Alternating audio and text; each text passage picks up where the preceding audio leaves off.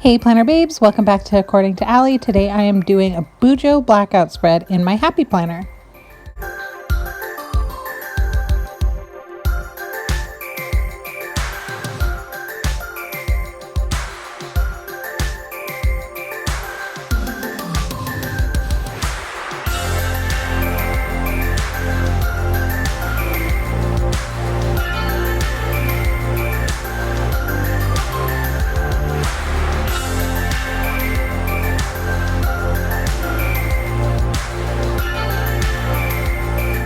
Hey guys, happy Sunday and happy Halloween week. So I'm finally going to make a blackout spread. I have thought about doing this for a couple of years now and I've just been too chicken to do it. I'm going to show you here how I measure everything for the BUJO spread. It's in super fast mode because it really took me forever. So I'm just trimming down 12 by 12 pages. This is cardstock. You don't have to use cardstock. You can find black paper. Great. My husband was so sweet to go by Michael's and grab me some black paper, and cardstock was all he could find. So that's what he got. Here's where I messed up. I punched the holes a little funky. Luckily it wasn't too small. It's actually too big. So I'm just going to trim it down and fix it real quick here. I tried to measure the pages 7 by 9.5, and I'm just the worst at measuring and cutting, and so I had to tweak it a little bit after the fact, but there we go. Now they're almost right, just a tiny bit more trimmed off with my trimmer, and there we go. We have 2 black pages. So I'm going to do a BUJO spread like I have done before, where it kind of zigzags the days down each page, and then Saturday and Sunday go all the way across the bottom of the right-hand page. If you want to do this yourself, it's hard. I recommend going to Michael's yourself and maybe buying a pad of black dot grid paper. They should have it somewhere, but I didn't want my husband to be searching through the whole store, so I just told him to go grab whatever paper. Because without the dots, it was terrifying. You saw how I cut that paper. I was so scared of measuring this stuff wrong and everything being crooked, and I only had these 2 pieces of paper. So I do recommend dot grid, but if you don't have dot grid, use that ruler the same way I did. Each box is 4.5 by 2.5 for Monday through Friday. And then Saturday and Sunday is just the width of the paper across the bottom by 2.5 height. So you can do it too, or you could come up with a way, some kind of shortcut. I know April Orr likes to make stencils so that when she does want to make these, it's really easy, and she just would trace a square or a hexagon or whatever shape she's trying to do in the BUJO, which is brilliant, but this is the first time I've done it, so I didn't make stencils yet. If I want to do this a bunch more times, I'm for sure going to use stencils, trust me. Okay, now that that's all done, I'm going to collect some stickers. I always do pencil first, then do stickers, and then do the pen, because I like to overlap the stickers across the edges of the boxes, and there's no point in drawing those lines across a space that I'm going to end up covering with a sticker anyway. So this long box, I plan on cutting out the white so that all week I could still write in my cool white Gelly Roll pen on the black paper. I didn't really want any white paper in this spread. I thought it really looks neat without it. I admire Archer and Olive. They have an awesome blackout journal that I follow, and some people have amazing blackout ideas.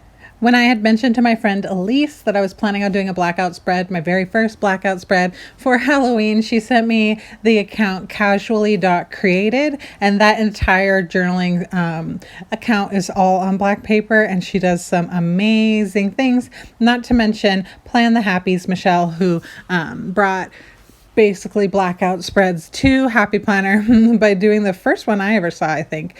So if you want to check out those accounts, do it. Blackout spreads are really neat. And the way this one turns out, I'm hoping to do more in the future, whether it's Halloween or not. I think that depending on the color pen and the way you decorate it, it doesn't need to be Halloween or moody. It can be really cool looking.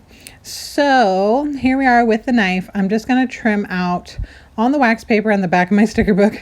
That's what I use to cut now. I'm going to cut out this white area so that it's just the frame of the box and that inside is a black box. I guess if you had black paper, you could have cut a rectangle and glued it on top of the white spot. either way works, but like I said, I didn't have spare, and this is cardstock, not paper, so just the base is plenty. So we cut it out carefully, always err on the side of too much orange, not overlapping white. You don't want that white edge showing all the way around the paper. And here I forgot to cut off the hearts. Hearts don't really go with the Halloween spread this week, so I'm going to trim those off real quick and then use this frame on the paper. This is another scary part of making this spread. I had to get this right the first time. I knew I would not be able to pull it up. I needed to get it straight. It does end up being a little bit crooked, but it's really hard to tell. I think it is, thank goodness. That's the only reason I left it. After I draw the lines, I realized it's a little crooked. I check here and it's as good as it's gonna get. I didn't want to tempt fate and rip it. So I'd rather it be a little crooked than totally destroy it. So I'm also going to use another box the same way. There's a double box here with some more orange and the ghosts.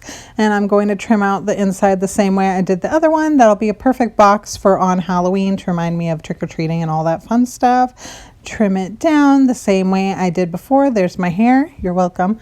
You see a lot of that this video because I need to really be able to see, so I have to hang over there. Trust me, I'm cutting under there, I promise. You can't really see it, but it's there.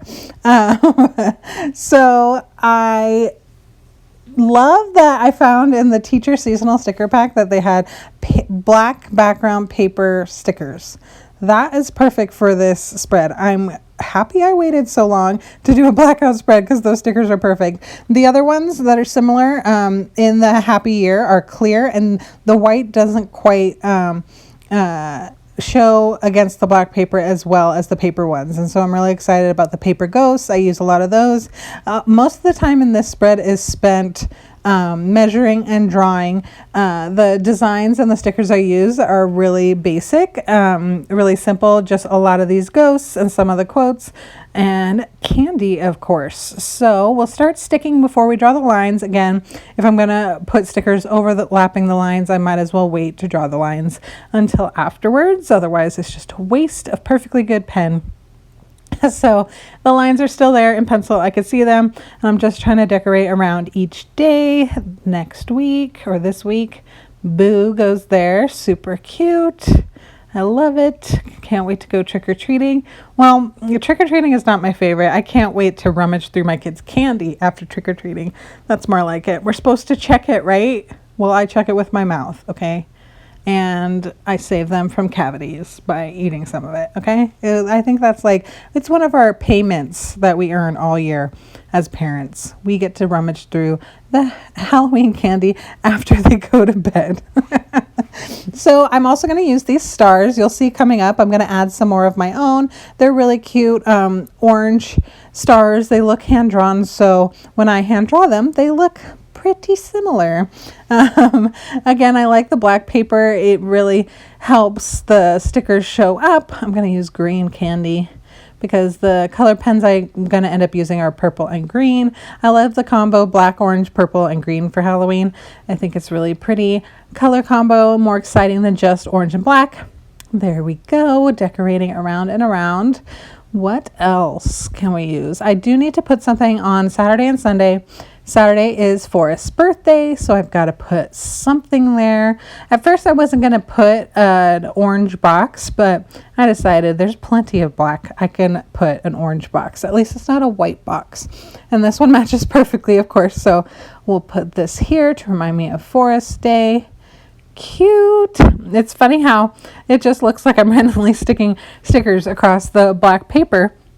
But in the near future, when I start drawing the lines, you will see it transform into the BUJO spread that I know and love. So we're going to move this ghost because I found this cute box sticker that has a bunch of ghosts. It says Boo, I think. Does it say Boo? More Boo? Yeah, 2 Boos on the same page. That kind of bugs me, but it's okay. I forgive it for Halloween. We're going to put it on the wax paper real quick to take off sticky so I can adjust it if I need to, you know, so it's not crooked. Cute boo-boo on the left. And then I also realized I need to put Happy Halloween over on Thursday, but I put that spooky, so I'm going to have to adjust that in a bit as well. But I love this Squad Ghouls sticker. Cute. Put it over there with the to-do list. What else do we have? I almost put the purple candy box, but I didn't think it really went with all the orange boxes. If I had one purple box, it's kind of funky. So, okay, so we're putting more stars around again that I had taken up when I adjusted here. It's coming together. We'll spread some more candy around with some more candy corns. You know, I don't like to eat them, but they are precious when you decorate for Halloween. They are really cute. But I don't eat them. They taste like wax. That will be left for the kids after I rummage through on Halloween night. And then going through this teacher seasonal pack, I realized, oh, the kids have a fall festival on Friday. I totally forgot until I saw that sticker, and then I was like, hey, I can use that. So we'll snag that and put it with a little ghosty ghost on the first, and we'll reuse this guy. Cute. I like him a lot. There we go. And then there, we'll use up some more of the little decorative stars. They're foil orange and matte orange, and then I'm going to use another orange for adding to the page, so it's going to look really cute. All the different oranges and reflections on the page. Add some interest. So then we're going to add Happy Halloween, and this is when I realized I need to move the ghost down for this sticker instead. So we're going to get rid of Spooky. Eek, don't rip. I don't think I put that one on the wax paper first. Yikes. Another great perk of these all being paper stickers and not clear stickers is that I put them down over the pencil mark, and lifting them back up, there's pencil on the back of the sticker. If they were clear stickers, you'd be able to see the pencil and I'd be really bummed. But because it's paper, the pencil on the back does not show through, so it totally works out. And we're going to erase the line so it's not under this one clear sticker, Happy Halloween, that I got from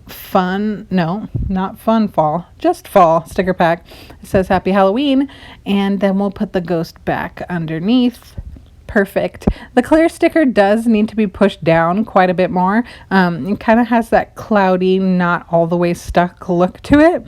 So I'm just going to grab my straight edge, my trusty gift card here, and just use the corner and edge to really stick it down once you're positive that's where you want it to be, to make sure that all that clear isn't so cloudy looking. There it is. Pretty. Okay, so here are the pens I'm going to use. I have my classic white jelly roll for the outlines, and then I have these Moonlight jelly rolls for writing the date and stuff. I'm going to use purple and green like I mentioned before. These pens are amazing. They're not just milky so that they show up on the black paper. They kind of glow. So here I'm going to write Halloween real quick to show you guys. You see how dark it is at first? And then actually you can watch it dry, and it gets a little bit more opaque as it dries, and it looks really cool. So if you want to grab your own set, there will be a link in the description to the ones I got off Amazon. They're really affordable. This is also their wider tip. It's a 10, so the ink really flows and it's nice and juicy. See, now you can see Halloween better on the black paper. And I'm going to use the white one, my trusty white one that I always use to outline. Again, I put it in fast mode. Here's a tip if you guys are going to do this as well. With these jelly rolls and on this paper, it takes a minute for them to dry. Please be aware. So I'm going to do all of the horizontal lines at first so that I'm not overlapping and smearing anything. And then I'm going to go back and do the vertical lines. Even though right there I did smudge it. If you can see that at the top of the page, I'll show you how I fixed it. I just scraped the white ink a bit with my knife and then used an eraser. And then I'm going to come back with my black pen and cover it in. It's kind of like using my jelly roll pen to cover up black ink. I'm just going to use a black pen to cover up right there some of the white smears that I made, and then it totally covers it up. Now the horizontal lines are dry over here, so I'll do the vertical lines. Try not to overlap fresh ink with my ruler. I was very nervous to do this, but it works out just fine. Trust yourself. I move very slowly so that the ink really spills out and makes it nice and opaque so you can see it. Trust me, that was all fast forwarded. I did not work that quickly. A couple little touch-ups here and there. There we go. Cute. And I didn't draw the lines through those open boxes because I want to pretend those stickers were kind of like made that way. And the black spot is the white paper that would be covering it. And that's where I'm going to write this week. So there we go with some more black pen. Touching up. And there's the boxes. There, it looks more BUJO-y. Yay. Okay, between writing, I really waited a long time also. So I drew those boxes and I went and did a few things, and now I'm back to write. So here's the green one. It looks really cool when I write with it. There's a couple lettering people I follow on Instagram who like to use these on black paper, and it is just so satisfying looking because the pens are so smooth and there's a lot of ink, and to watch it dry is really fun. Not to mention the way it glows and pops off black paper. It looks really cool. So I wrote October with green, and then the days of the week, I'm going to go ahead and use purple. So you can watch my lettering. I think it's really satisfying to watch lettering. I know this might be boring for some of you, but I'm just going to write the days of the week in some hand-lettered cursive bounce lettering kind of thing. And you can watch as the purple dries and starts to show up a little bit better. You can see it while you're writing, so it's not like it's a mystery until it dries, but it just dries a little more opaque after you're done. So we'll write Wednesday. Is this considered an after the pen, before the pen or after the pen? Now that I wrote the days, I was thinking about looking through for some stickers, clear days of the week stickers that might show up, but I thought this would be more fun, handwritten stuff. So I'm still going to consider this a before the pen, because before the pen, I think, is before you write in the plans, right? Not before you touch the paper with ink. So there's Thursday. Cute. I love the combo of the purple with the orange. When I was a kid, I used to think that was the ugliest combo. What was also an ugly combo? Red and purple I thought was hideous. My mom always said that was such a pretty combination. I'm like, ew. But now I really like it. I think it's really pretty. So Saturday for Forrest's birthday. I think for the plans throughout the week, I'm probably going to use mostly my white jelly roll, so that it doesn't look too like rainbowy Skittles barf with a bunch of different color pen on the paper. But I might use green or purple a couple places. But I can use black pen on Forrest's birthday orange box if I need to. All the different pens. I usually use only black ink. It'll be fun to use a bunch of colors this week. So with the green, I'll write the date. I think I got this right? Thursday the 31st is Halloween. There we go. Then Friday the 1st. Can't believe it's going to be November. Oy vey. That's crazy. It's 2020 coming up. So there, we'll touch up that 3. And there we have the dates and everything. And I thought I was done here. I really wasn't going to do much else. But then I decided to add some more of these stars. So I do push it a little bit with the with the drying. So you can see that I'm trying to hold the page without touching the ink. Just to let you know, again, disclaimer, if you have these pens, they do take a minute to dry. So don't smear everything around. We're going to put some orange stars all over the pages, some open ones, some filled in ones. The open ones I love to draw in high school. That's how I learned to draw a star open without the crisscrosses down the middle. I used to doodle on my page all day trying to be able to draw a freeform open star. And so that's how I know how to do that.